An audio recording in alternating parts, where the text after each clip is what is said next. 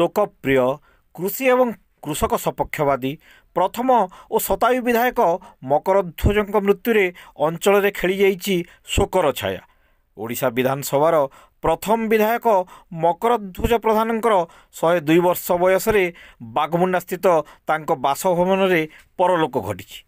1952 मसीह ओडिशार प्रथम विधानसभा निर्वाचन में तत्कालीन मुरा अंबाभुना निर्वाचन मंडली विधायक भाव में सोशलिस्ट पार्टी निर्वाचित होई 1957 जाए से थिले गृहर सदस्य। तेबे 1957 मसीह निर्वाचन लड़ी मकरध्वज होइथिले परास्त।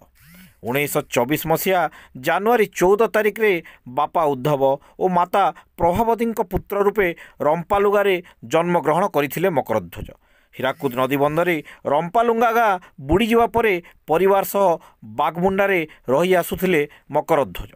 मकरध्वज 5 पुओं मध्यरु बड़ पुओ कमल कुमार प्रधान गाँ मशाणी होइथिबा शेषकृत्य मुखाग्नि देइथिले मकरध्वजଙ୍କୁ। तांको परे तांकर 5 पुओ 6 झील 18 जन नाती नातुणी एवं 29 जन पण नाती नातुणी को मिसाई समुदाय 104 जन परिवार सदस्य रहिचंती।